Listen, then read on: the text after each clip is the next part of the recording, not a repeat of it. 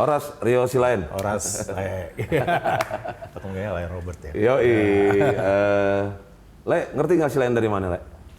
Nah, kalau pertanyaan itu tuh, aku tuh nggak jago-jago banget. Nggak jago ya? Nggak jago banget. Taunya Silain aja. Nyokap baru apa? Borusian. Borusian. Ya. Tapi lo tahu kampung lo di mana? Kalau balik banget tuh pernah, tapi udah waktu itu sangat kayaknya masih terlalu kecil ya. Kecil banget, jadi tuh belum pernah. Cuma tahu maksudnya, masuk satu jalan terus ada tulisan Silain, Kampung Silain, cuma tahu begitu doang. Ada ya? Ada. Oh, Ada. berarti Silain marga besar ya sampai ada Kampung Silain. Bisa dibilang gitu sih, karena ada nama jalannya. Gitu. Oh, gitu. Cuman karena masih kecil banget, jadi aku nggak benar-benar paham banget ya. Cuma pas ngeliat itu, oh ini ternyata nama jalan gitu, mikirnya begitu. Gitu. Oke. Nah, Le sendiri sebenarnya ceritain dong Le dari sebenarnya dulu lahir di mana, terus Lahir di Jakarta, besar juga di Jakarta, dari keluarga besar lah gitu. Mama papa tuh bahkan aku kan kita tuh 7 anak. 7? Dari anak pertama sampai saya terakhir itu 7-7-nya juga lahir di Jakarta. oh berarti Le anak bontot ya? Iya. anak pertama, Oh, oke. gitu. Terus mulai kenal dan ngerasa nih kayaknya gue harus jadi penyanyi nih gitu, dan ngerasa gue kayaknya itu tuh mulai kapan sih? Sebenarnya nggak pernah terpikir kayak begitu, karena mungkin bakat dari mama atau dari keluarga mama tuh besar banget ya seninya. Karena semua tuh dari yang arahnya keluarga nyokap gitu ya, itu semua bisa nyanyi, bisa main musik gitu. Oh, berarti dari sisi nyokap? Dari sisi nyokap. Nah, terus abang-abang aku gitu, kakak aku tuh semua rata-rata bisa main musik. Karena untungnya dilahirkan sebagai anak bontot gitu, anak paling bungsu. Jadi mungkin dulu karena nyokap mikir kalau ditinggalin di rumah, kasihan juga. Akhirnya diajak nih, setiap kali abangku les, aku diajak. Jadi kalau les organ aku ikutan. Yang satu les piano aku ikutan. Terus mungkin ya, aku nggak tahu, maksudnya di pikiran nyokap mungkin udah deh daripada nih anak nunggu di luar, diikutin. Nah bawaannya karena aku anak bungsu jadi nurut aja. Akhirnya secara nggak langsung aku jadi mendapat ilmu itu juga gitu. Dan selalu ketika kita nyanyi itu nggak pernah, maksudnya walaupun aku waktu itu masih kecil, tapi aku tahu bahwa aku tuh bukan yang pentolannya lah gitu. Pasti ibaratnya kalau Michael Jackson and the Jackson 5 tahu lah bahwa Michael ini pentolan gitu. Iya. Kalau aku nggak, walaupun gitu. bontot ya, walaupun sama-sama bontot. Iya. Jadi waktu kita nyanyi gitu berkali-kali gitu sampai beberapa tahun, aku tuh ya rame-rame aja sama keluarga, sama abang-abangku gitu. Sampai mulai tiba-tiba entah kenapa setiap kali kalau ada acara di sekolah dan di sekolah minggu, guruku atau guru sekolah minggu tuh bisa ngelihat sesuatu. Boleh tahu nggak dulu sekolah di mana, Le? Dulu waktu SD kalau sekarang ngomongnya penabur. Oh. Dulu kan kita belum ini dengan kata-kata penabur ya. Taunya dulu BPK gitu. Iya, BPK penabur kalau sekarang. Gitu. Oke. Nah, di situ di Gunung Sari dulu gitu. Terus guru tuh yang bisa ngelihat aku punya bakat di situ. Bisa jadi, tapi ya bisa jadi bukan kegeeran. Mungkin dia nggak ada comparison dengan orang-orang lain gitu. Oke. Jadi di sekolah aku dilihat lumayan baik. Terus akhirnya ikut dikirim-kirim lah lomba sana, lomba sini, di gereja juga begitu. Sampai akhirnya tuh setiap kali pulang selalu bawa piala. Dari situ baru nyokap bokap ngelihat. Itu SD? SD. Berarti dari kelas, SD Rio Silain sudah mengkoleksi piala ya? Udah. Dari SD. Dari SD. Dari kelas 2 aku ingat banget. Kelas 2 SD itu Oke. udah ikutan kayak begitu. Selalu pulang bawa piala. Nah, baru akhirnya mungkin nyokap dengar dari kanan kiri kayaknya dilesin aja. Atau mungkin dari guru kali yang ngomong ya. Oke. Maksudnya ditekunin aja nih, kayaknya anak ibu punya bakat gitu. Masuklah aku les Bina Vokalia, karena itu dulu kan satu-satunya tempat les di Jakarta ya. Bina Vokalia Pranajaya? Pranajaya. Dan Oke. itu pun belum ketemu dengan Pak Prana langsung, masih yang di Kelapa Gading gitu. Masih ketemu dengan asisten. Latihan, biasa. Guruku lagi yang bilang ke nyokap, tante ini anaknya mesti dilesin bener deh. Gitu. Karena aku inget banget ketika dia ngomong itu ke nyokap, aku masih ada di situ dengerin gitu, dan dia bilang ini harus dikenalin langsung sama Pak Prana gitu. Dia nggak bilang bahwa aku itu harus lebih intens atau harus gimana, cuma dia bilang kalau di cabang tuh kayaknya kurang berkembang. Dia bilang itu karena kan aku di Kelapa Gading, sementara kan pusatnya di Kebayoran. Baik, dulu emang anak Jakarta Utara lah ya? Iya, akrab itu. Kalau nggak Jakarta Utara pusat, Iya, karena aku iya, Cempaka Putih rumah. Akhirnya diputusin, itu aja dengan pergelutan yang cukup lama ya, karena kan rumah kita jauh dari Kebayoran. Jadi aku ingat bokap nyokap tuh sempet yang, tapi siapa yang nganterin, gini-gini, siapa yang mau ini, nama juga anak 7 ya, gitu kan, maksudnya segitunya gitu mau fokus ke yang bungsu gitu kan. Entah gimana tuh nyokap mungkin punya apa keinginan, ya udah deh mumpung ini maksudnya udah dibilang semua orang juga percaya bahwa dia punya bakat, kita coba aja lah, mungkin sebulan 2 bulan gitu. Jalanlah kita ke Kebayoran. Oke, ke Bina Vokalia Pusat nih. Ketemu dengan Pak Prana gitu lah. Dan mungkin mama pun nggak nyangka gitu responnya bahwa ternyata tuh di situ kan banyak kelas. Ada kelas choir, kelas ini, kelas itu apa segala macam. Pak Prana tuh langsung bilang ini harus ikut privat. Ini masih SD nih? SD. Aku inget banget privat gitu. Masih SD. Dan cuman kan kalau namanya kita les sama seseorang gitu, satu sosok sebesar nama Pak Prana gitu. Kan kita kan nggak bisa milih, gue mau hari ini gitu, nggak mungkin. Iya iyalah. Jadi pas siapa lu waktu itu gitu kan. Jadi pas asistennya bilang hari ini, kita tuh pada yang aduh gimana ya ini bentrok gitu, susah nganterinnya gini. Akhirnya dibela-belain lah gitu. Sampai akhirnya aku les dan hanya hitungan dalam setahun lah kira-kira gitu. Terus akhirnya Pak Prana melibatkan aku dengan banyak kegiatan. Sampai akhirnya peak time-nya aku tuh highlight yang nggak pernah aku lupa sampai sekarang. Waktu itu ada momen di mana diadakan lomba cipta lagu anak se-Indonesia. Ada satu lagu yang menang judulnya Doa Seorang Anak. Kisah Seorang Anak Desa, sorry. Mereka mencari penyanyi gitu sampai akhirnya diputuskan aku yang nyanyi. Aku nggak tahu tuh gimana arahnya, gimana caranya tuh aku nggak tahu karena aku nggak pernah ikut lomba saat itu untuk nyanyikan lagu ini. Tiba-tiba mungkin Mas Adi MS waktu itu musiknya sama Chandra Darusman itu mengkontak Pak Prana butuh anak cowok untuk nyanyi lagu ini. Dari sekian banyak anak-anak di Bina Vokalia yang les gitu, cowok Pak Prana milih aku. Dan aku belum tahu tuh maksudnya nyanyi aja gitu. Nyanyi. Setelah akhirnya itu mau di launching albumnya, kita launchingnya di Taman Mini. Di Sasana Langan Budoyo. Itu aku ingat banget. Sampai kita tuh harus di karantina. Itu tuh kita mulai bingung gitu, termasuk nyokap gitu. Ngapain sampai udah mulai ada karantina ya? Kok sampai segitunya ya gitu. Terus iya harus seminggu di karantina. Kayaknya mereka tuh bukan nyembunyiin cerita di balik ini, cuman mungkin mereka belum bisa ngomong kalau nggak sampai ini udah fix banget gitu. Akhirnya kira-kira mau menuju karantina dan karena aku kayaknya sulit untuk minta izin dari sekolah, secara sekolah Katolik, sekolah Kristen kan menabur. Akhirnya panitianya ngomong, saya mau ketemu dong sama Rio dengan keluarganya gitu. Nyari waktunya susah gini-gini karena nggak klop-klop gitu sampai akhirnya Pak Prana bilang yang mau ketemu ini pas pampres. Aku kaget dong. Ini hubungannya apaan gitu? Kok nyanyi begini kok tiba-tiba sampai bawa-bawa protokoler negara, istana gitu. Akhirnya dikasih tahu bahwa lagu Kisah Seorang Anak Desa ini adalah kisahnya Pak Harto. Langsung aku gila beban gue gede banget gitu bawain lagunya seorang presiden gitu kan saat itu, dan aku tuh benar-benar kenapa gue gitu maksudnya sebanyak gitu orang dan aku nggak melalui lomba sama sekali. Akhirnya udah kita diundang ke Cendana, ketemu dengan Pak Harto langsung, terus dia cerita tentang kisah hidupnya. Itu tuh momen yang nggak aku bisa lupa sampai sekarang tuh kalau ditanya. Kelas berapa waktu itu? Aku tuh kelas 4 mau kelas 5. Kelas 5 SD men. Udah ngobrol sama Pak Harto, gokil. Di istana loh, maksudnya datang ke Cendana tuh aku bingung banget gitu kan. Udah dikasih tau nanti harus begini, harus begitu, harus begini. Aku diem aja gitu kan sama bokap nyokap. Yang lebih nervous kayak bokap nyokap lah pasti. Iya iyalah, dia lebih ngerti. Aku tuh memang nervousnya cuman, aduh gue ntar harus bisa nih ngebawain yang pas nyanyi. Tapi waktu interview gini, tatap muka gini nggak pernah terbayang gitu. Karena basically Pak Harto dan Butin tuh cuma mau tahu anaknya mana sih yang ini. Gitu. Okay. Terus ya aku ingat Butin bilang, aduh kamu tuh jauh banget dari bapak dulu. Bapak tuh, maksudnya mungkin dia mau bilang, bapak tuh dulu kampung banget, dia hitam gini. Ya, terus aku bilang, ya gimana aku ya pilihnya begini. Akhirnya udah tuh waktu mau tampil tuh aku ditem-itemin, pakai topi patani gitu. Supaya maksudnya looks-nya tuh anak desa lah gitu. Dia cerita kisah hidupnya lah dia. Itu yang aku momen yang gak pernah lupa sih. Walaupun cuman mungkin setengah jam kali ketemu dia ya, tapi itu inspiring banget lah itu momen itu. Dan dari situ terus tuh dulu Pak Prana itu kan punya acara di TVRI, satu-satunya TV di Indonesia kan. Dia rutin setiap minggu tuh ada acara Bina Vokalia bernyanyi, dan tiap minggu itu aku jadi kayak nge-host bareng sama Pak Prana. Sampai akhirnya orang-orang taunya tuh itu kan anaknya Pak Prana, itu anaknya Pak Prana.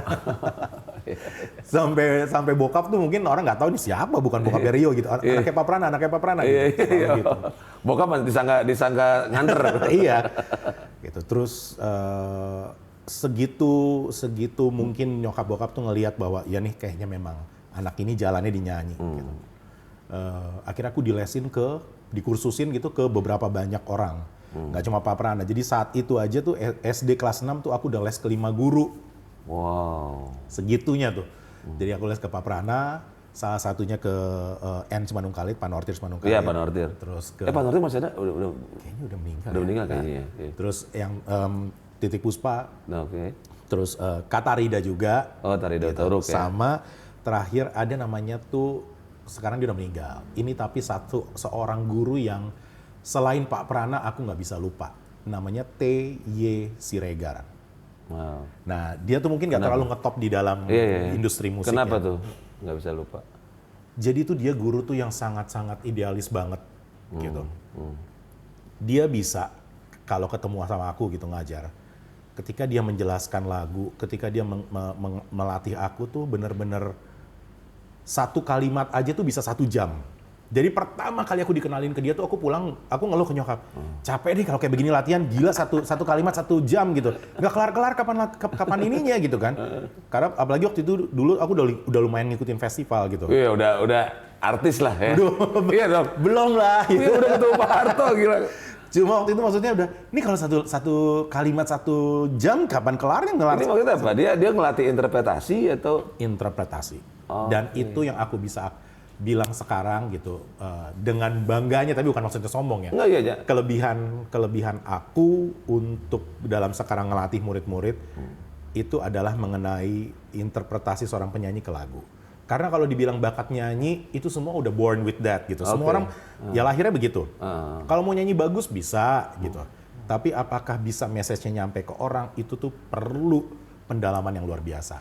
Makanya kalau sekarang mungkin para juri-juri teman-teman yang suka juri nyanyi tahu gitu bahwa bobot dari sebuah total nilai teknik itu bisa misalnya 30%.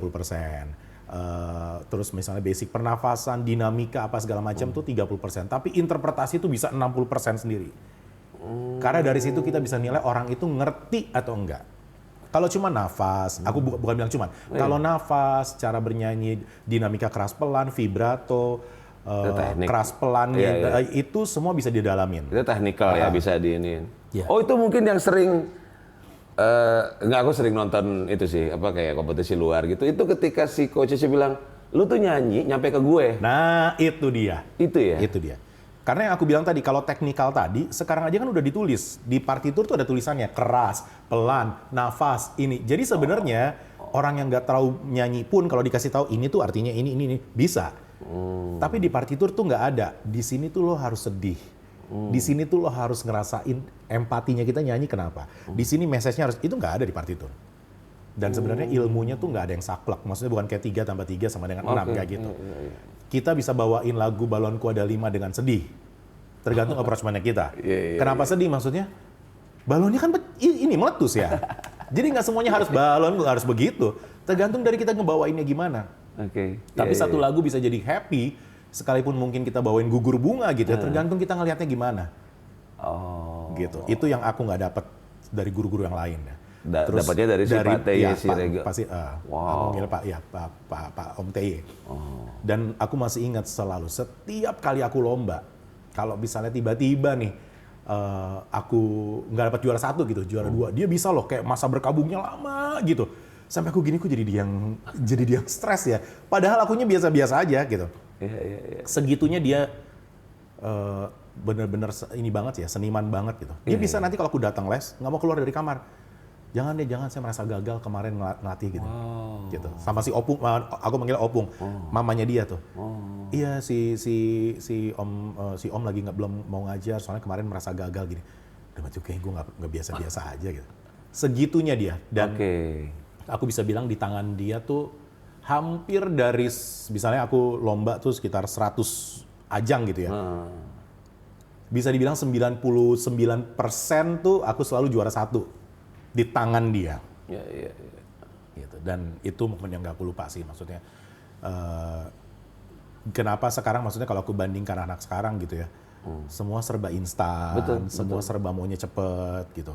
Jadi kalau aku ngelatih gitu, aku kadang-kadang tuh bilang sama anaknya maupun orang tuanya, dulu tuh saya belajar satu lagu, satu kalimat aja 1 jam gitu. Sekarang lo mau 1 jam bisa 3-4 lagu. Karena kan saya juga mempersiapkan anak-anak untuk lomba yang di TV ya, gitu. Dan saya juga jadi coachnya idol juga, X Factor juga gitu. Jadi kadang-kadang tuh kalau dikasih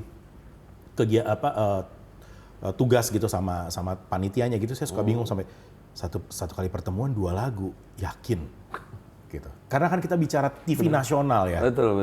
Dan kita ketemunya cuma sekali gitu. Esensinya udah beda TV nasional sekarang, Le. Itu. Udah nggak kayak kita dulu yang bener-bener, woi masuk TV nih, harus perfect harus ini. Iya. TV kalau menurut gue sekarang ini ya malah, TV ketemusan aja kali ya.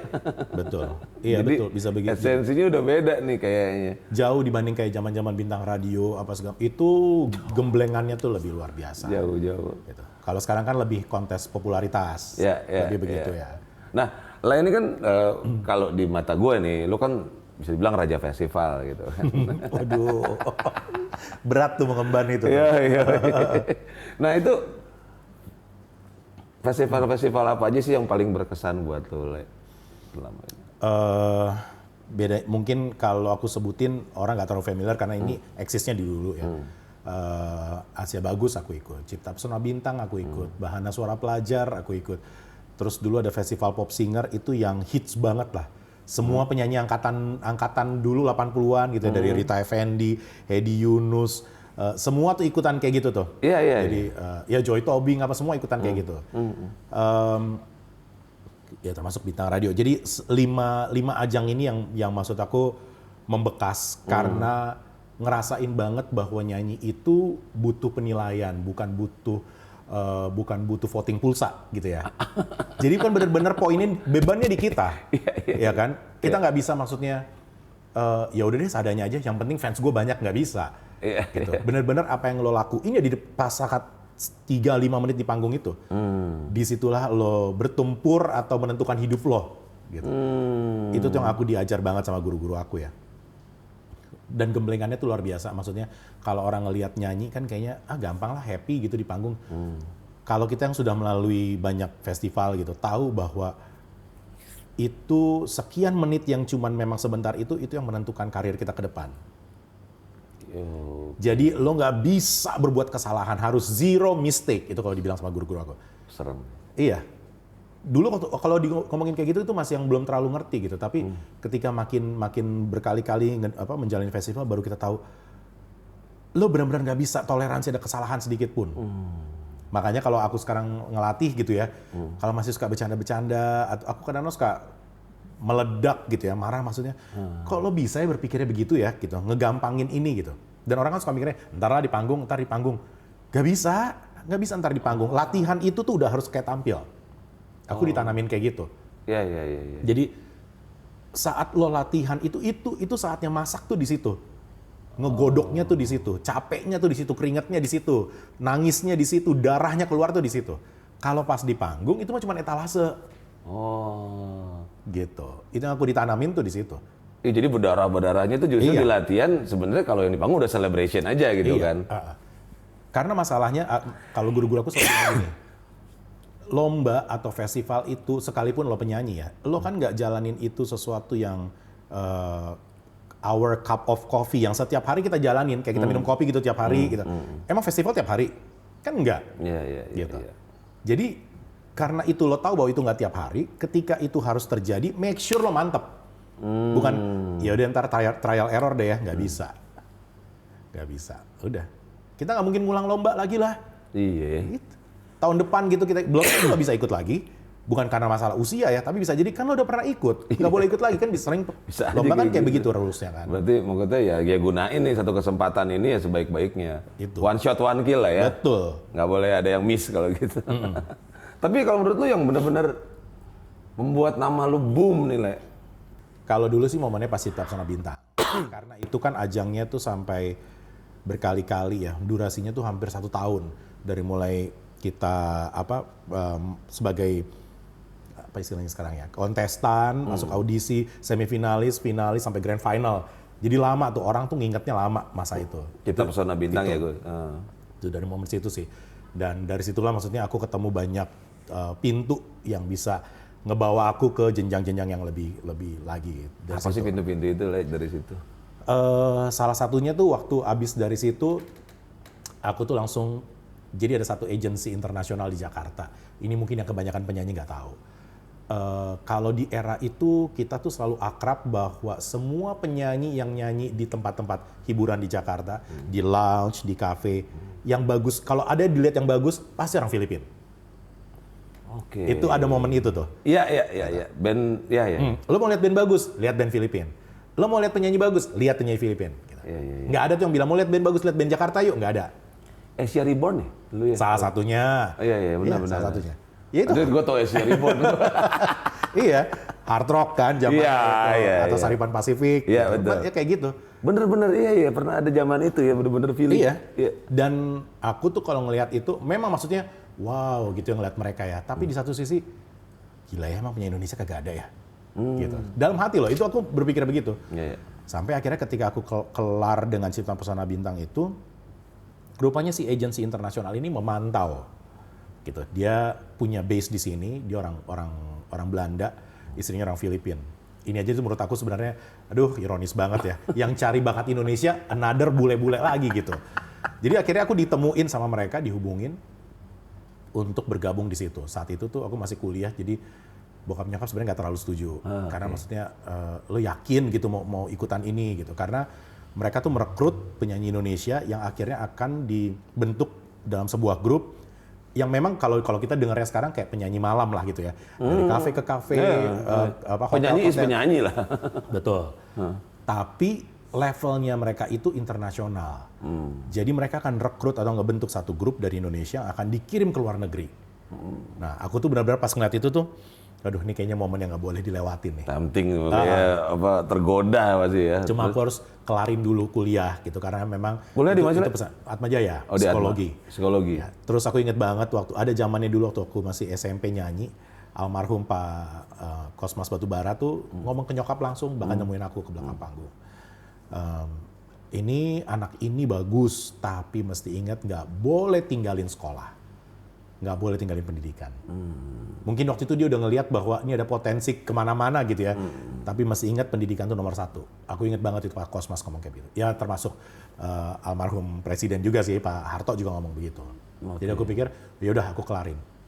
Dan itu benar-benar pas banget. Di hari ini aku presentasi skripsi, besoknya aku langsung berangkat. Jadi aku nggak ikutan wisuda tuh. Tapi aku udah digdug juga, aduh, ini skripsi lulus kayak gitu. Kalau nggak gila, tiket udah kebeli gitu kan. Cuman ya udah, pokoknya akhirnya puji Tuhan. Berangkat Filipina? Enggak, pertama kali aku berangkat, aku langsung ke Korea. Langsung kontrak 6 bulan di Grand Hyatt Korea. Wow. Itu tuh benar-benar mencelikkan mata aku banget. Itu yang aku bilang tadi, maksudnya Cipta Pesona Bintang tuh ngebukain aku pada banyak jalur, salah satunya adalah ini. Dan bukan salah satu yang kecil, tapi salah satu yang besar, karena itu justru yang akhirnya mengoccupy atau mendominasi hidup aku selama 10 tahun ke depan setelah itu. Aku nggak balik-balik Jakarta. Jadi habis Korea, kita 6 bulan, ternyata di-extend 6 bulan lagi, hampir 1 tahun. Dari situ aku berangkat ke Beijing. Beijing cuma dibilang 6 bulan, ternyata di-extend lagi 1 tahun, berangkat ke Shanghai. Shanghai 6 bulan, berangkat lagi ke New Delhi. New Delhi, itu selalu di Grand Hyatt tuh. Kalau nggak ke Grand Hyatt, Hyatt Regency, Park Hyatt, pokoknya Hyatt. Dan aku satu-satunya orang Indonesia. Yang lain itu semua non-Indonesia. Ya Filipina, ya bule lah, apalah gitu. Terus dari New Delhi lanjut ke Mumbai. Mumbai lanjut lagi, aku keliling itu Australia. Ada Melbourne, ada Sydney, ada Perth. Paling pendek tuh durasi 3 bulan. Paling lama bisa 1 tahun. Bisa 6 bulan atau 4 bulan, tergantung dari negara atau hotel itu aja gimana mengkontrak kita. Dari situ aku dibukain lagi kesempatan bisa ke Europe. Gitu. Nyanyi lagi di kalangan itu lagi, di hotel itu juga maksudnya. Aku ke Hamburg, ke Berlin, ke Amsterdam, ke Paris. Itu semua keliling karena nyanyi. Paling nggak maksudnya aku bisa buktiin ke bokap nyokap yang dulu. Karena gini, mungkin buat orang Batak, ini buat orang Batak yang pada dengar ya. kayaknya kalau punya potensi nyanyi itu bukan sesuatu yang spesial kali ya. Karena mostly orang Batak bisa nyanyi semua kan. Jadi kalau cuma nanggung, memang kita jadi berat nih. Tugas, kalau yang bisa nyanyi ya maksudnya. Kalau cuma sekedar bisa, banyak gitu. Lo masuk gereja semua pada bisa nyanyi. Gitu. Beda dengan kalau kita dokter ya. Gue gak ngerti nih tujuan lo ngomongin apa coba. Apa sih? Maksud aku adalah mau gini, kalau yang punya bakat di nyanyi, you have to do something yang paling maksimal. Oh iya. Supaya outstanding dari yang lain-lain gitu. Itu sedihnya jadi orang Batak ya. Jadi kalau lo bisa nyanyi, tapi lo orang Batak jangan nanggung. Kenapa aku bisa ngomong gini? Karena waktu aku masuk agency itu, semua penyanyi kan Filipin. Jadi waktu aku terkagum gitu ngelihat kemampuan mereka gitu ya. Gila kalian kayak gini. Mereka biasa aja. Ini mah di negara kita banyak. Bahkan dengan harga yang sangat murah.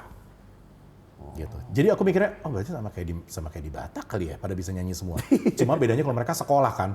Jadi not baloknya hatam, ini teknikal musiknya tuh luar biasa gitu. Jadi mereka bilang, segitu kompetisinya di sana untuk bisa keluar dari Filipina karena di sana tuh penyanyi banyak banget. Iya, gue baru nggak loh obrolan iya, jadi di Batak tuh. Iya. Ketika lu bisa nyanyi ya jadi gara-gara karena lo orang Batak akhirnya. Tapi kalau bilang anakmu apa? Dokter. Oh, ya kan? iya. Emang kita udah tahu dokternya di mana? Kalau sorry maksudnya ya, ini dokter yang oke banget atau klinik abal-abal kita kan nggak pernah tahu. Cuman gara-gara dibilang dokter, oke, gitu kan. Dibilang lawyer itu, gitu. Emang udah semana levelnya? Iya banyak lawyer yang nganggur sebenarnya kan ya. Lawyer apa ESA nih? Iya. Kan? Kalau masih ESA berarti lawyer yang belum kerja kan, masih ESA. Tapi kalau penyanyi kan ya udah gitu aja. Iya, benar. Jadi buat aku tuh sampai akhirnya gue harus buktiin nih gitu. Dan apalagi waktu aku tuh start mulai SMA, bokap nyokap tuh udah nggak memprovide secara financial. Lulus SMA? SMA. SMA aku sekolah gitu. Karena aku udah nyanyi kan. Jadi bokap tuh udah nggak terlalu mensupport aku. Tapi bukan maksudnya marah atau gimana. Iya, emang ya udah lalu udah bisa. Ya gitu. Nah pas kuliah, aku tuh sempat ambil 2 jurusan gitu. Jadi nggak cuma psikologi, juga aku ambil seni di IKJ. Oh, lu anak IKJ juga? Iya gitu. Nah bokap tuh baru mulai. Ini anak IKJ paling wangi ya. Pada bilang begitu sih. Pada bilang begitu. Oh, anak IKJ. Kok wangi? Sorry lo, bercanda. Ini Budul Rosano. Jadi mungkin bokap tuh, aduh ini kayaknya udah mulai nggak bener nih, nggak bisa diarahin gitu kan. Dia sempat bilang, kalau tetap mau diterusin, papa nggak akan support, gitu, biayain sendiri. Akhirnya aku buktiin, ya udah, aku akan biayain sendiri, aku jalanin tuh. Cuman akhirnya di pertengahan aku stop, bukan karena semata-mata uangnya sih, tapi lebih karena bebannya tuh capek, gitu kan. Jadi kalau di Atmajaya tuh dulu kuliahnya tuh kayak sekolah SMA, jadi jam 7 kuliah. Sampai jam 2 gitu. Jadi udah bener-bener kayak sekolah biasa gitu. Itu jam kuliahnya Atmajaya loh, psikologi. Dari situ aku lari ke Cikini gitu kan, ngejar ke tim gitu. Untuk IKJ. Malam, itu kira-kira sampai sore jam 7, jam 8. Jam 9 aku udah nongkrong di Hotel Mulia nyanyi. Jadi aku mikir, gila gue kalau ngejalanin gini gue gimana bagi waktunya gitu. Gak mungkin lah gitu. Dan akhirnya aku pikir, ya udah deh. Aku kelarin dulu yang formal. Kalau suatu saat aku mau balik lagi ke informal masih ada waktunya kok. Which is tapi nggak pernah kejadian sampai sekarang. Karena akhirnya udah jadi dinyanyi gitu. Akhirnya aku kelarin psikologi gitu. Dia langsung berangkat kerja. Dan itu aku buktiin gitu ke keluarga. Maksudnya aku pun akhirnya menopang gitu dari penghasilan aku. Sampai mungkin sebenarnya ya kalau saat itu kadang-kadang kan kita. Aku cerita sedikit kayak gini, kadang-kadang kita ketika kehilangan orang yang kita cintai, waktu itu bokap sama nyokap gitu. Sempat berpikir, kok kenapa sih gitu. Kadang-kadang kita suka protes sama Tuhan gitu kan, atau kenapa harus ini yang gue alami gitu ya. Kalau itu nggak terjadi gitu, waktu itu maksudnya bokap nggak sakit, akhirnya bokap meninggal gitu. Mungkin aku nggak balik-balik ke Indonesia. Karena buat aku lebih mendapatkan apresiasi di luar. Baik sebagai penyanyi, baik sebagai anak Batak, baik sebagai manusia. Gitu. Karena maksudnya gini, orang boleh ngomong lu cuma nyanyi di hotel gitu. Tapi aku bersyukur karena aku nyanyinya di Grand Hyatt. Yang levelnya juga jelas. Jadi kadang-kadang bisa ketika aku nyanyi, tahu-tahu lewat Bu Megawati. Aku lagi nyanyi, tahu-tahu Pak SBY gitu. Yang datang ke situ kan begitu levelnya. Iya. Jadi ngebukain aku pada banyak opportunity lagi gitu. Tiba-tiba aku lagi nyanyi, tahu-tahu ada Naomi Campbell loh minum teh di depan aku. Naomi Campbell. Wow. Terus tiba-tiba ada Jackie Chan. Aku masih inget banget momen-momen di mana tahu-tahu kita bisa sepanggung sama Claudia Schiffer karena lagi mau launching satu produk gitu. Itu di Korea. Terus aku satu panggung sama Coco Lee karena mau launching produknya Coco Chanel. Waktu itu dia baru dapat nominasi untuk Oscar. Kita bisa satu panggung sama Efse yang aku nggak tahu di Jakarta Sengetop itu. Jadi waktu ketemu sama 4 anak ini siapa ya? Aku nggak tahu ininya waktu itu kan bergejolaknya segitunya gitu. Nah, terus bokap sakit abis itu. Bokap sakit. Nah itulah yang ya again karena bungsu gitu kan. Jadi ya udah deh gitu, maksudnya mesti ada nih yang balik ke Jakarta ngurusin gitu. Tapi waktu sakit pun aku belum balik banget. Masih sekali lah berkunjung. Pas meninggal, beberapa saat sebelum meninggal aku balik ke Jakarta gitu. Dan itu pun aku udah gini, ya udah deh kalau emang gue harus merintis dari nol. Karena kan aku udah hampir 10 tahun hilang kan. Iya, that's why. Jadi aku, iya. aduh orang masih kenal gue, bagaimana udahlah aku balik. Ya bagaimana nanti lah gitu. Dan dari situ pas bokap meninggal, itu aja aku masih nunjukin bagaimana profesionalisme aku di dunia nyanyi. Kalau aku cerita kayak gini nih orang kadang-kadang nanggepinnya nggak positif. Karena aku belajar 10 tahun bareng-bareng dengan penyanyi itu. Di hari bokap meninggal, secara tahu sendiri Batak ya. Dan bokap itu kan raja adat. Hari paginya dia meninggal, aku nyanyi di gereja. Siangnya segala mengadati segala gitu-gitu, penguburan. Dan setelah penguburan kan kalau orang Batak balik lagi ke rumah ngomong lagi kan. Iya. Itu aku tinggal. Aku nyanyi malamnya di Grand Hyatt. Itu orang sampai gini, ini gila kali ya. Papanya meninggal gini-gini. Buat aku bukannya mau nunjukin semata-mata kayak, ya gue kan punya job, bukan begitu sih. Cuma gimana ya, aku tahu banget susah untuk menembus ini. Cuma nggak semua adat kayaknya sekarang bisa diaplikasikan dalam kehidupan modern sekarang deh. Oke. Kalau satunya Sacis apa? Pas. Ini padahal bukan modern, bukan sekarang banget ya. Kejadiannya udah berapa tahun lalu ketika nyokap meninggal. Kita tuh sepakat bahwa kita nggak mau melakukan adat. Tahu dong langsung serangannya dari semua para adat itu kayak apa gitu kan. Cuman kita yang bertuju tuh kita rembukan. Maksudnya gini, dan dari 7 ini bukannya 3 setuju 4 enggak, bukan gitu ya. Semuanya setuju-tujunya tuh bilang, yuk kita sepakat kita nggak mau lagi yang too much gitu. Gitu. Lo boleh beradat tapi dibatasin secukupnya aja. Karena kita tuh semua kira pada begini. Lo yakin mau spend sebanyak ini? Itu satu mengenai uang ya yang akan di-spend. Lo boleh aja mau buat segala macam ini, tapi uangnya siapa gitu. Terus kita kan pada ngomong, tapi si Bapak Uda itu ngomong begini, si Amang Boru gini. Iya, dia mau ngomong boleh aja, dia mau ngeluar duitnya nggak? Iya kan gitu. Semua itu kan uang kan, di translate dalam uang gitu. Akhirnya kita memutuskan adatnya singkat, nggak terlalu berkepanjangan, sama kayak waktu bokap meninggal tuh lama banget berhari-hari gitu. Karena raja adat ya. Kalau pas nyokap tuh kita cuma singkat, dan kebaktian, udah. Omongan orang tuh luar biasa gitu. Cuman ya kita mutusin, udah deh, lu juga nggak mikirin kok, emangnya lo yang ke kasir? Nggak juga kan? Gitu, ujung-ujungnya. Udah kira kita bertuju, kita sepakat deh ya, kita keluar dari ruangan ini, aku ingat banget tuh, maksudnya waktu itu tuh jenazah di luar, kita masuk ke dalam ruangan, kita bertuju dan rembukan. Oke ya, semua setuju ya, keluar dari ruangan ini jangan ada yang beda omongannya. Jadi mau ntar dicecer sama Amang muda ini, Amang Boru itu, Amang tua ini, semua sepakat enggak, langsung gitu. Dan nggak ada yang berianat waktu itu? Nggak ada. Gue biasa ada aja tuh berianat tuh. Enggak, serius yang bilang dah. Untungnya enggak, kita semua sepakat. Karena kita udah punya perbandingan ketika bokap kan, itu berhari-hari loh. 4 hari apa ya gitu, sampai akhirnya mayat jenazah dikubur ya. Oh, bokap seorang tua gitu ya? Iya, jadi kita tuh mikirnya, gila kalau sebanyak itu lagi spendnya gimana gitu. Dulu masih beda mungkin ya, maksudnya abang-abangku anaknya belum sebanyak sekarang gitu. Ketika sekarang udah banyak pengeluaran apa segala, jadi waduh. Ngerti sih, iyalah. Dan ya mereka harus ngerti sih sebenarnya. Itu, dan ketika bilang bahwa iya mau ngundangin semua keluarga-keluarga dari Sumatera, yakin loh, gila kalau diundang satu wakil satu sih nggak apa-apa ya gitu. Ini istri dan anaknya, ini istri dan anak, buset. Tiketnya berapa? Dan tiketnya kita yang nanggung. Lu kata gue pergi.com. Iya kayak begitu. Tapi tadi ada satu hal yang menarik yang Lae bilang waktu zaman Lae berkelana di luar negeri sana. Itu Lae lebih diapresiasi sebagai anak Batak, bener tadi lo ngomong gitu. Betul. What's the point? Ini satu contoh. Ini Pak, aku dengan bangga memberitahukan kepada semua orang yang generasi Batak sekarang ya. Ketika misalnya aku ikut satu komunitas gitu, kita nggak usah bicara komunitas Batak deh, kan aku Kristen, komunitas gereja. Iya. Jadi tiap minggu tuh pasti aku berusaha untuk gereja. Secapek-capeknya nyanyi gitu malam minggu sampai jam berapa, pagi tuh aku usahain ke gereja.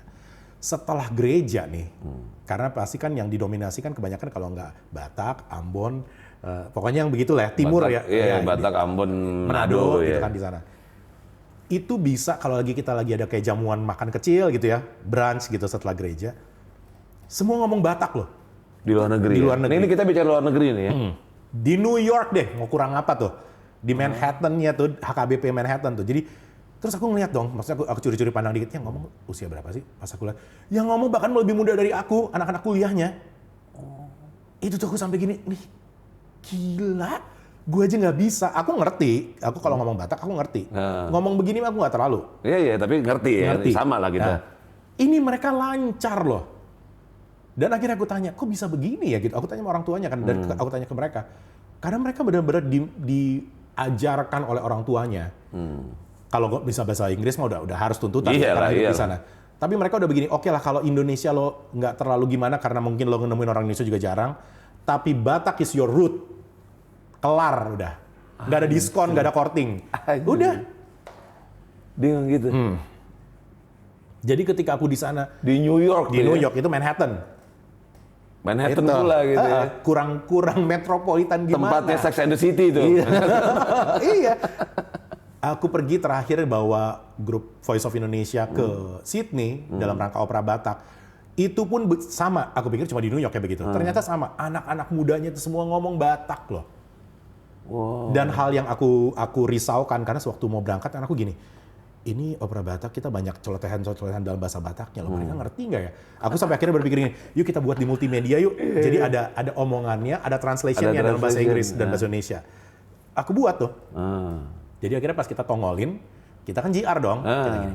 Salah satu anak mudanya, ketua panitia ngomongin, ini ngapain Bu? Harus ada begini. Dan aku waktu dia ngomong kayak gitu tuh aku cuma berpikir, maksudnya dia nanya bener gitu. Karena kan aku mikirnya gini, oh mungkin kalau lo mikir ada multimedia, nanti cost lagi nih, ada budget lagi kan. Ya aku bilang, soalnya takutnya begini. Untuk siapanya tapi? Dia nanya begitu dong. Aku nggak ngomong untuk mereka loh gitu, karena aku takut tersinggung. Aku bilang, ya kan banyak yang suaminya atau istrinya bule kali, jadi mau kayak gini. Oh, iya sih. Tapi sebenarnya untuk kita nggak perlu. Maksudnya nggak perlu gitu. Kita ngerti. Buset, dong gue kalah gue. Ternyata anak-anak muda di Australia, di Amerika justru lebih ngerti, lebih appreciate. Parahnya lagi, kita nyampe misalnya H-1. Otomatis aku harus ikutan meeting terakhir sebelum JR dengan panitia dong. Bayangan aku tuh nyampe di KJRI ketika meeting tuh pasti ketemu dengan orang-orang Indonesia lah gitu. 80% ketika aku meeting, kepalanya bule semua. Justru spouse-nya, pasangannya nih, baik itu suaminya atau istrinya yang Batak, cuma nyiapin makanan. Makanan untuk meeting. Yang meeting tuh para bulenya. Setengah-setengah bahasa Indonesia lagi. Jadi so Rio nanti mau berapa banyak itu mic-nya? So Rio ini nanti kayak film si Pitung ya. Gila, kok boleh semua ya gitu. Segitunya loh mereka appreciate kita. Oke. Itu makanya aku bilang, gue nggak pernah nih ngalamin gini di Jakarta, nggak pernah. Kita mana pernah lihat anak Batak sih di acara Batak? Ya jujur aja nggak ada kan? Gimana? Kita di acara pesta adat Batak lah, mau itu penguburan, perkawinan, Bonataon, mana ada orang anak Bataknya? Yang ada kan 40 up bahkan, yang udah pada berkeluarga semua. Jadi yang milenialsnya belum kelihatan nih ya? Nggak ada.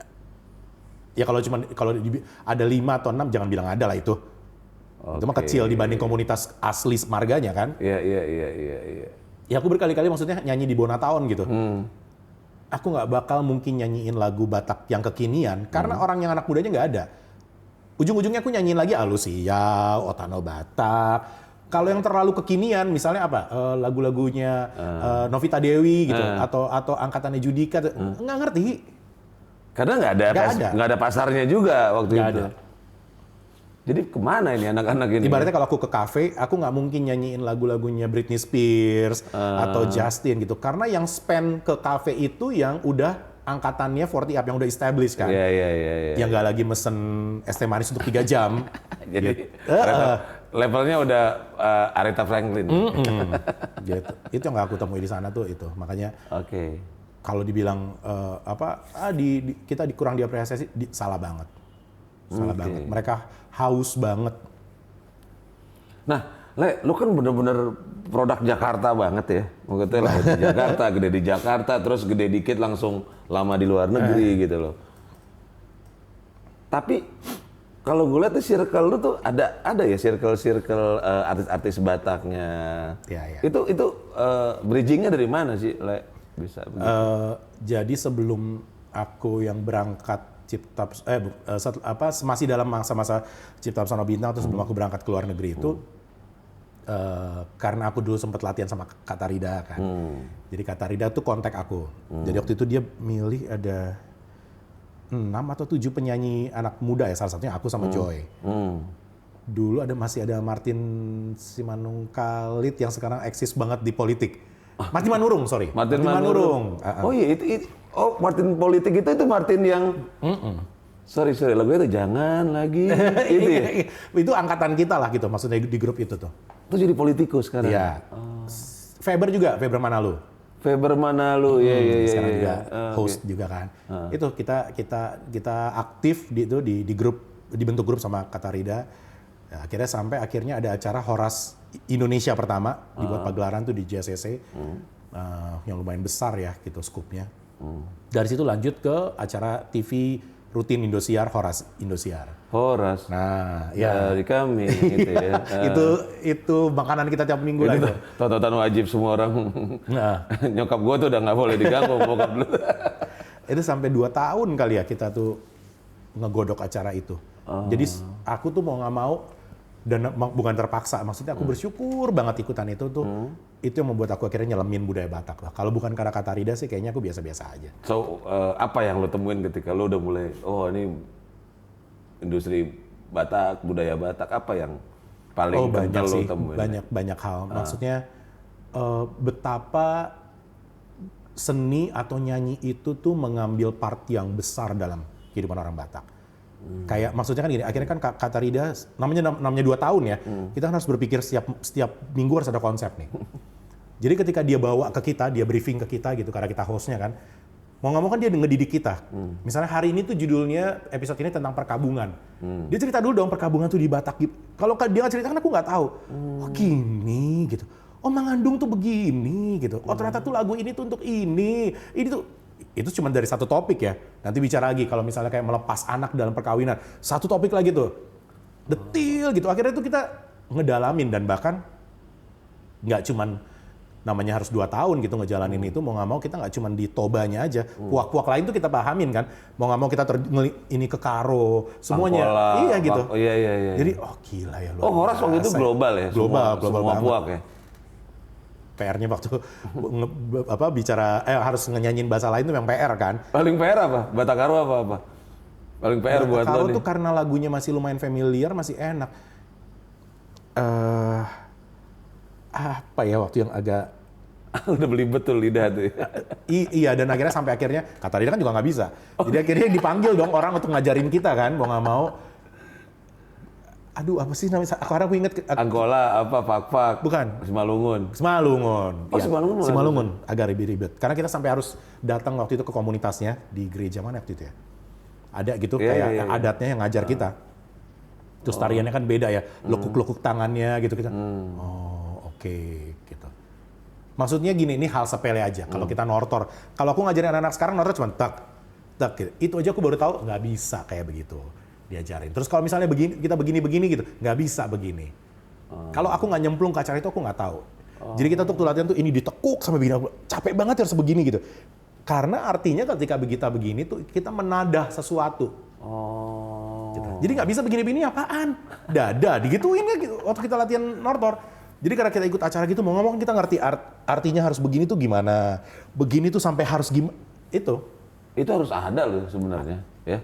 sangat disayangkan kan nggak ada. Harus ada sih. Nanti kita lah yang bikin. Ya. Harus ada tuh. Setuju. Iya kan? Setuju. Harus ada loh itu tutorial yang benernya tuh kayak apa. Bicara tutorial yang benar, disayangkannya lagi, yang di luar negeri lebih tahu. Jadi waktu kita nih berangkat Voice of Indonesia ke Sydney, bawain opera Batak, itu penari-penari, anak-anak muda di sana tuh bisa ngomong ke aku, kayaknya Nortornya nggak begitu deh. Malu nggak? Gue pengen F sama S bisa ngomong. Itu loh, cuman Kok bisa sih maksud gue? walaupun aku kasih excuse sebenarnya sih, ya bisa diterima tapi nggak bisa diterima. Aku bilang, sorry ya, aku bilang itu. Saya ngerti banget kok. Cuman 70% dari komunitas Voice of Indonesia ini nggak semuanya Batak. Gitu. Oh gitu, mereka bilang, oh gitu, itu bukan orang Batak. Terus dia nggak, kan lu Batak. Betul. Untung nggak tunjuk gitu. Karena kalau aku bilang, kalau kalian kan walaupun lahir di luar, tapi kalian tuh Batak. Jadi bagaimanapun kalian dapat nih dari yang benernya. Excuse yang sangat. Tapi itu tuh bener-bener gila, gue malu. Udah mati. Iya lah, gila. Itu juga serius sih. Iya. Ya ampun. Itu harus dipikirin sih. Maksudnya. Mereka ada lesnya. Selain gamelan tiap minggu, mereka ada latihan tortor. Wow. Dan yang main uning-uningannya bule. Itu lagi buat aku, waduh gila ya, malu gue, asli. Gokil. Nah nih, sekarang ini lah kita ngobrol ke pencapaian nih ya. Sekarang nih kita kan lagi ada di sebuah tempat yang menurut gue di Jakarta ya. Ini lokasi prime banget, ya kan. Puji Tuhan, ya. Selatan banget. Ada di ya, Voice of Indonesia. Ini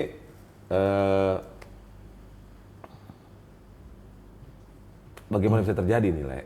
Tiba-tiba kepikiran gue harus bikin ini dan ya buat gue ini suatu hal one of your big step ya menurut gue gitu loh. Itu yang tadi aku bilang di awal, kita nggak pernah tahu rencana Tuhan ya. Jadi ketika yang habis papaku meninggal, aku tuh masih balik ke luar negeri lagi tuh, masih tetap nyanyi lagi karena aku nggak menemukan apa-apa di sini. Gitu. Jujur dari yang maksudnya kalau cerita kayak gini bukan mau ngumbar atau bukan gagah-gagahan. Dari yang biasa didapat dolar gitu ya, balik ke sini, segini dia appreciate penyanyi Indonesia gitu. Aku tuh stres gitu. Sementara kan aku nggak mungkin bilang ke keluarga, oke, sekarang gue nggak bisa sport lagi ya, jadi jangan minta uang yang sama gitu. Kan nggak mungkin juga. Jadi dengan amount dengan jumlah yang diharapkan sama oleh keluarga maupun pengeluaran pribadi gitu ya. Tapi aku harus kerja bisa 3-4 kali lipat. Gue capek. balik. Nah, gitu. Akhirnya aku pikir aku balik lah gitu. Tapi ya namanya juga udah jalannya tuh kan gitu. Nyokap sakit juga, akhirnya meninggal. Karena aku juga balik ke Jakarta. Di momen itulah aku tuh ketemu dengan, ini pas lagi pelayanan, masa-masa pelayanan gereja. Karena aku pikir aku tetap harus ada kegiatan nyanyi lah, aku pelayanan. Aku ketemu dengan seorang pemusik, seorang wanita karir juga yang sangat-sangat terpercaya lah gitu ya kredibilitasnya, itu Mbak Ria Prawiro. Ria Prawiro. Ya, anaknya Pak Radius Prawiro, Menteri Keuangan. Iya. Dia tuh ngajak kolaborasi aku untuk buat album. Jadi karya-karyanya dia, aku yang nyanyiin. Itu juga aku nggak pernah nyangka serius nih. Secara maksudnya yang aku lihat gitu, semua yang pernah dia buat itu levelnya tuh Vina Panduwinata, Dodo Zakaria, levelnya segitu gitu. Amin Tokosin. Jadi orang yang udah levelnya oke lah gitu. Aku diajak untuk ikutan itu, tuh aku puji Tuhan banget lah, aku berterima kasih banget. Nah sampai akhirnya ada satu waktu ketika kita mempromokan album itu, kebetulan Pak Radius Prawiro saat itu tuh dapat penghargaan di luar negeri. Kayaknya profesornya atau apanya lah gitu dapat penghargaan itu di Amsterdam. Di Amsterdam. Kita berangkatlah ke sana, aku nyanyi di acara wisudanya dia. Terus jalan-jalan nih, sempatlah kita jalan sama aku sama Mbak Ria ke, mumpung namanya udah di Europe gitu ya, jangan langsung balik lah, kita jalan ke Paris gitu. Oke. Entah gimana tuh aku pas lagi lewat di jalan, ada satu poster besar, yaitu ada pertunjukan choir, paduan suara yang diadakan di gereja. Aku bilang gini, Mbak, gue kayak mau nonton. Oh ya udah, lu beli aja tiketnya gitu. Ya udah, kalau nanti kita pas klop waktunya kita nonton bareng, kalau nggak apa-apa aku sendiri. Sayangnya waktu itu Mbak Ria nggak bisa, akhirnya aku pergi sendiri, aku nonton. Entah gimana, ini zaman dulu, ini 2004 ya, 2004 itu pas lagi Piala Dunia 2006-2007 momennya. Zaman bahkan belum ada Glee, film Glee itu yang seperti sekarang tahu. gitu, show choir. Paduan suaranya itu udah begitu. Jadi mereka nyanyi dengan mic, ada sekitar 10-20 orang, dan semuanya tuh bergerak. Itu sesuatu yang gak lazim buat aku gitu. Jadi pas aku ngeliat gini, kok kenapa semua paduan Dan suara? live? Live. Bukan playback? Live bener gitu. Kok itu pada pegang mic ya? Gitu. Ternyata pas di part beberapa di dalam lagu itu satu persatu nyanyi solo dong. Gila suaranya masing-masing.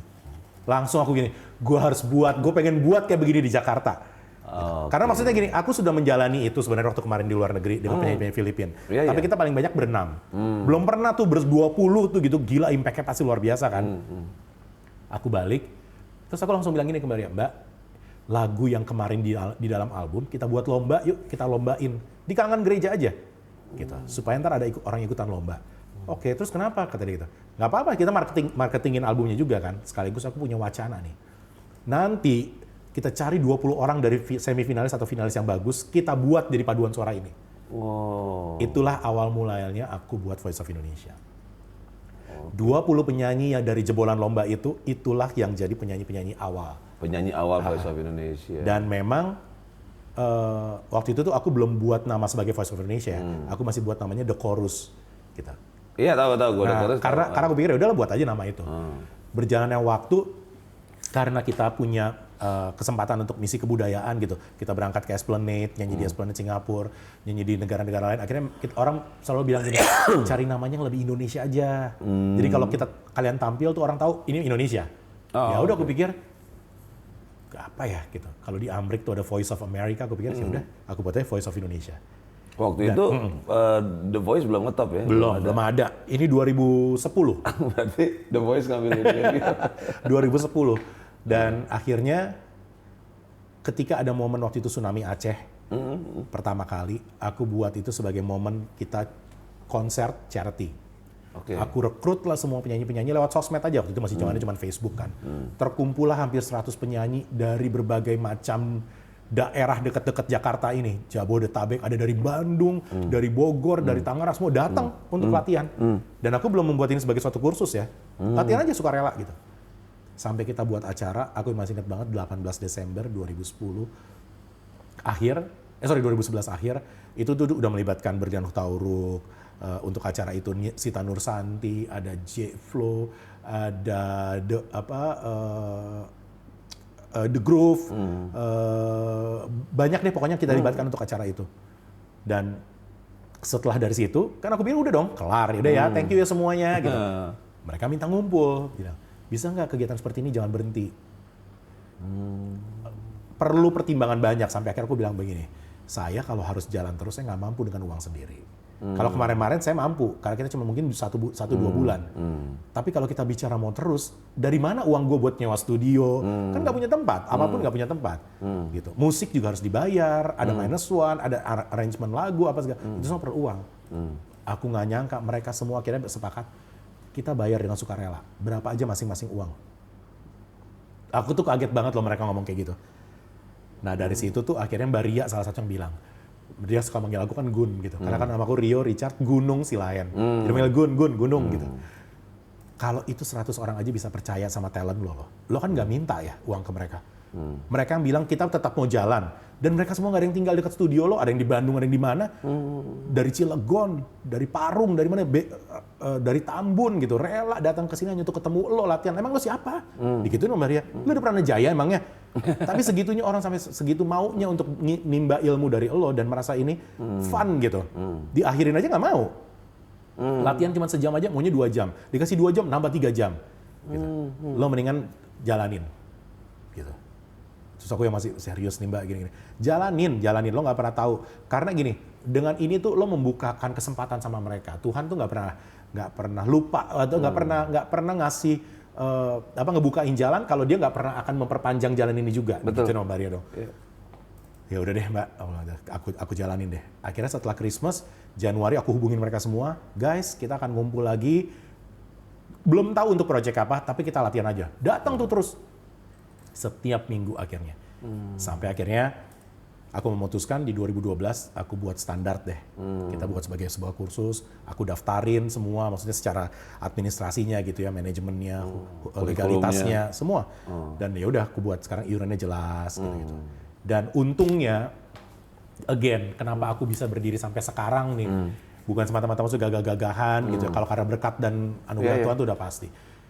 Tapi latar belakang aku yang ternyata kalau orang bilang penyanyi malam, regularan doang gitu-gitu. Justru itu yang memperkuat sekarang Voice of Indonesia. Karena apa? Sekolah vokal banyak, sekolah nyanyi banyak. Tapi tidak ada sekolah vokal atau sekolah nyanyi lain yang memperlengkapi para muridnya untuk jadi penyanyi di panggung. Ya, performers ya. Karena guru nyanyi banyak, tapi apakah bisa nyanyi? Kalaupun bisa nyanyi, apakah juga penampil? Iya. Itu dia. Jadi kalau di kita tuh akhirnya aku bilang kita tuh memang dilatih untuk bisa nyanyi, bisa nari, bisa acting. Jadi semua anak di sini tuh aku latih untuk bisa akhirnya ngomong, misalnya good evening ladies and gentlemen, welcome to Pondok Indah Mall atau welcome to Grand Hyatt, we are voice of, itu dilatih. Oh iya, that's the difference ya. Jadi emang lu create performers di sini ya. Jadi akhirnya tuh orang-orang keluarga yang sudah bergabung di sini gitu, orang tua itu pada bilang improvementnya tuh beda banget anak-anak saya. Dalam hitungan sebulan 2 bulannya mereka bisa lihat gitu kepedeannya, cara megang mic-nya gitu. Itu aku latih banget karena maksudnya gini, ketika mereka datang gitu, oke, lo pegang mic gitu. Tapi aku selalu bilang kayak begini mah, ini pegang mic di karaokean, penyanyi nggak kayak begini. Aku bilang begitu. Kalau penyanyi yang yakin tuh blek langsung pap gitu. Nggak ada yang begini-begini ngeliat, nggak ada. Aku bilang. Dan aku selalu tanamkan ke mereka, lo kalau di sini tuh harus memang pingin jadi penyanyi. Entah akhirnya lo tuh mau dibayar sebagai penyanyi secara profesional atau enggak, tapi lo harus jadi penyanyi. Lo nyanyi di gereja pun, nyanyi di mimbar, itu penyanyi lo. Iya. Gitu. Jadi sekarang cuma beda scoop-nya aja, tapi lo harus bilang lo sebagai penyanyi. Kalau enggak nanti maksudnya orang tua udah biayain kalian ke sini, terus mana gak ada hasilnya, kayak begitu. Scoop paling kecil lah gitu, pasti kan kalau ada acara keluarga, ayo dong, katanya udah les di Voice of Indonesia, nyanyi dong. Dari situ aja orang udah bisa, harusnya bisa lihat, beda ya. Gitu. Apalagi kalau Batak ya. Dan yang aku bisa maksudnya menunjukkan kepada sekarang hampir 200 murid kita sekarang yang tergabung di sini gitu ya. Itu mereka bisa lihat maksudnya momen kita tuh eventnya tuh banyak banget. Betul, aku ikutin di sosial medianya. Jadi di tempat lain lo latihan terus kita tampilnya kapan Kak? Nggak tahu, latihannya dulu gitu. Kalau di kita, lu jangan nanya kita latihan mau tampil kapan deh, bisa enak kali lo ngeliat. Iya. Karena kayak misalnya mendekati Natal ini aja, mereka tuh bisa latihan seminggu tuh 5 hari. Bolak-balik. Karena eventnya berbeda. Hari ini latihan buat event Frozen, karena lagi launchingnya premiere Frozen. Besok latihan buat Harry Potter. Besok latihan buat Christmas di tempatnya ini. Besok latihan buat pesta Natal nasionalnya Pak Jokowi. Besok. Jadi setiap hari ketemu, mau nggak mau. Wow. Dan sampai akhirnya begini aku nggak nyangkanya. Kalau dulu kan Pak Kosmos kan bilang ke aku, nyanyi nggak boleh ganggu pelajaran. Gitu. Sekarang pun orang tua begitu, tapi cara ngancemnya beda. Kalau sampai turun nilainya di Voice of Indonesia, berhenti les ya. Langsung pada takut loh. Lebih takut karena nggak bisa les. Iya. Jadi belajar tetap. Dan akhirnya aku tahu dari orang tuanya, rata-rata murid aku tuh ranking di sekolahnya. Rata-rata ranking. Siap. Yang pentolan-pentolan di kita nih, semua tuh rata-rata ranking. Ranking 1, ranking 2 minimal dapat beasiswa. Jadi aku tuh bukannya sekali 2 kali harus menandatangani referensi untuk mereka-mereka dapat beasiswa. Jadi aku juga bangga gitu, gila. Padahal lo udah segitu banyaknya kegiatan di sini ya gitu, tetap pelajaran. Ada nggak sih pernah ketemu orang yang calon murid yang setelah diajarin makanya bukan penyanyi deh? Banyak, kalau itu banyak. Biasanya karena obsesi orang tua ya. Gitu. Karena orang tuanya misalnya ngelihat, iya, banget lah. Itu sih aku ngomong apa adanya aja. Mereka jalan ke mall nih gitu, terus ngelihat kita nyanyi dong.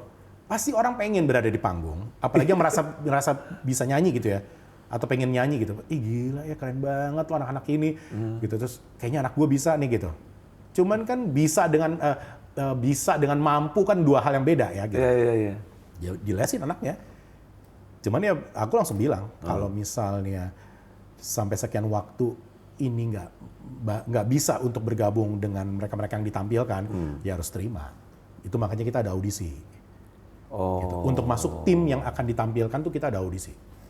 Jadi ini banget ya, sebuah tempat khusus nyanyi yang emang ada performing terus. That's why sebenarnya lo sudah menciptakan glee dalam Betul. hidup lo nih. Dan yang akhirnya aku lakukan lagi dalam hidup aku, sama seperti ketika aku zaman dulu 10 tahun tuh nyanyi dibayar, aku perlakukan lagi ke Voice of Indonesia. Jadi kadang-kadang orang tua tuh kalau aku ngomong kayak begitu, saya audisi dulu ya. Kalau tidak keterima harus terima keputusan itu. Mereka tuh suka nggak terima dengan omongan itu. Kenapa? Saya kan bayar. Di tempat lain di sekolahnya itu, sekolahnya ini nggak ada kayak begini-begini. Itu semua boleh masuk. Bener. Siapapun boleh belajar di sini. Tapi untuk siapa yang tampil itu keputusan saya. Kenapa? Karena cuma di sini murid dibayar. I see. Di sekolah lain nggak ada kan murid dibayar? Keren. Gitu. Jadi kalau sudah bicara siapa tampil, itu udah keputusan aku. Aku istilahnya gini, Oh, jadi mereka tampil dibayar nih, Le? Walaupun murid-murid dibayar. Oh. Ini yang orang nggak tahu. Dibayar. Okay. Karena gini akhirnya, sebenarnya aku tuh nggak pingin memberikan situasi seperti ini. Karena aku inget banget zaman dulu ketika aku masih nyanyi gitu ya, ada grup namanya Papiko, punyanya Pak Titik Puspa. Papiko. Nah, iya, Paguyuban Artis Ibu Kota. Aku termasuk di dalamnya. Gitu. Dan ada programnya kan untuk Papiko. Itu aja seorang Eyang Titik Puspa gitu bisa ngomong ke nyokap aku, Tante gitu, tolong bilangin ya ke Rio, jangan bilang ini sebagai bayaran. Saya tuh nggak mau anak kecil tuh sudah mata duitan. Bilang aja ini untuk beli Coca-Cola kek, buat beli permen kek. Tapi aku dikasih uang. Aku tahu banget, karena nyokap bilang. Tapi nyokap bilangnya ini buat beli buku, gitu. Bukan bilang ini bayaran kamu ya. Itu nangkep ini banget, lengket banget di otak aku. Jadi sampai sekarang pun aku ngomong ke murid-murid, ini bukan bayaran kalian. Ini reward. Karena aku tahu kalian kan, misalnya gini, kayak Christmas ini, Natal ini, kita ada 120 event. Wow. Aku kan nggak bisa bilang gini, pokoknya aku nggak mau kasih uang ya, nggak usah. Lu kesana memang pakai apa? Iya kan? Iya. Kalau eventnya cuma satu, mungkin orang tua sih fine-fine aja ya. Ya nggak apa-apa lah, senang-senang aja. Tapi begitu setiap anak punya event ada 30 kali tampil, yang itu 20 kali tampil, uangnya dari mana? Gitu. Iya. Jadi inilah pengganti uang transport, istilahnya begitu. Iya, tapi ini udah kayak kuliah, udah kerja nyata gitu kan. Lu dari kecil udah, oke, you're doing good, you got the reward gitu kan. Dan secara nggak langsung tuh makanya aku keras banget ke mereka. Beberapa tuh kalau ada teman-teman IO atau teman-teman klien gitu yang misalnya kalau kita latihan kan klien suka gini, saya mau ikutan lihat dong untuk nanti event kita gini, mau lihat latihannya Voice of Indonesia seperti apa. Oh silakan, datang ke sini nih, berdiri di sini. Kaget mereka kalau ngeliat aku ngelatih. Nggak nyangka, maksudnya dibilang mungkin aku dibilang galak gitu atau gimana. Tapi gila lo ya, kayak wajib militer gitu. Karena buat aku gini, aku menanamkan ke mereka gini. Lo lupain ya latihan kita sebagai guru dan murid. Kalau udah latihan event, klien tuh nggak peduli lo anak siapa. Lo jelek ya jelek. Gitu. Nggak peduli mereka, maksudnya, ya kan gue baru sebulan latihan, gue baru masuk seminggu yang lalu, gue kan baru masuk setahun yang lalu, nggak peduli. Emang kalian mau tanya, lu baru kapan? Lu baru nggak peduli kali, gitu. Dan bahkan aku ngomong ke orang tuanya, mohon maaf ya om tante ya gitu. Kalau anak kita nyanyi di mall, anak kita kepleset pun, om tante pasti akan tepuk tangan. Kalau klien mah nggak peduli. Gitu. Dihujat, karena buat mereka kan gue bayar, gitu. Dan mereka pikir bukan keponakan gue deh. Itu sih aku ngomong apa adanya aja. Sorry, aku bukan maksudnya menjelek-jelekan kondisi bisnis showbiz di Indonesia. Klien tuh mulutnya jahat. Betul. Bahkan mereka bukan cuma bilang maksudnya pertunjukannya ini nggak bagus, si ini kurang nyanyinya kurang ini atau narinya kurang oke. Kalau udah ngomong fisik tuh udah lebih kejam. Dan kadang-kadang aku ngomong ke orang tua kan, hal kayak gini kan sebenarnya bantalannya saya. Saya nggak perlu kasih tahu nih ke om dan tante, karena kalau saya kasih tahu kalian bisa nangis. Satu contoh, kita sedang menggarap film layar lebar ya. Apa judul? Surga di Bawah Langit. Surga di Bawah Langit ya.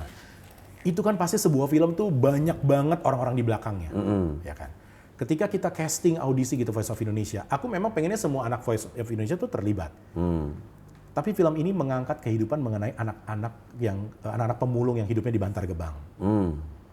Aku ngomong ke orang tuanya dong, nanti kalau audisi tolong ya mam, tolong ya pap, jangan tersinggung kalau anaknya nggak kepilih. Mungkin mam atau papa-papanya berpikir pasti tahu lah bahwa anak gue kayaknya nggak jelek-jelek banget deh. Atau mungkin yang muka-mukanya belasaran, kayaknya anak gue cantik deh, ada bule-bulenya. Ini Bantar Gebang. Nah, aku udah bilang gitu. Tapi untuk konteks Bantar Gebang, gue akan cari yang paling jelek. Mungkin kalau aku ngomong kayak gitu, semua orang tuanya tersinggung. Jadi maksudnya kalau anak gue kepilih, anak gue jelek. Harusnya jadi begitu kan? Masalah, iya. Ini Tapi ini permintaan klien. Nah yang kayak begini kan harus bisa dilihat konteksnya apa dulu. Gitu. Iya. Begitulah dunia showbiz, aku bilang. Keren. Sementara ntar kalau lagi kita ada acara Frisian Flag gitu, yang dicari anak-anaknya tuh yang sehat-sehat, yang montok-montok, karena iklan susu. Nah kalau anak yang montok gue bawa untuk film Surga di Bawah Langit, dari mana pemulung bisa montok-montok? Gitu kan? Yang kayak gitu-gitu tuh maksudnya kadang-kadang ya itulah harus dijelaskan ke orang tua. Dunia showbiz tuh complicated banget. Complicated, betul. Sangat-sangat. Ya gitu deh. Ada planning-planning ke depan yang lagi direncanain mau Voice of Indonesia mau sampai di mana lo bawa atau? Kita sekarang memang sedang menggeluti film dan kayaknya ini bukan hanya jadi film yang pertama. Kita sudah lagi mau menggarap lagi film kedua karena film pertama ini udah kelar, tinggal post production menunggu tayangnya di Februari rencananya XX1. Kita sekarang mau gerak lagi di film berikutnya lagi yang memang genrenya tuh sekarang kita mau terus dalam musikal. Terus kita Desember ini kita mau berangkat lagi ke Esplanade Singapura untuk konser lagi di sana. Ini yang ke-7. Pertunjukan kita yang ke-7 kali selama dari tahun 2011. Jadi kita tuh lumayan bersyukur banget ya, maksudnya banyak paduan suara yang kalau mau tampil di Singapura tuh nyewa tempat. Kita dipanggil dan kita malah istilahnya di support Esplanade pula. Iya. Oke. Gitu. Dan rencananya kita juga akan buat album ke depan ini. Ya tiga hal ini sih maksudnya yang tetap akan kita maintain, yaitu kalau Surga di Bawah Langit ini keluar, kita mau bawa ini nggak cuma di Indonesia, sebagaimana film-film musikal sebelumnya yang pernah diangkat ke teater kayak Laskar Pelangi, kita ingin mengangkat Surga di Bawah Langit ini dari film ke teater.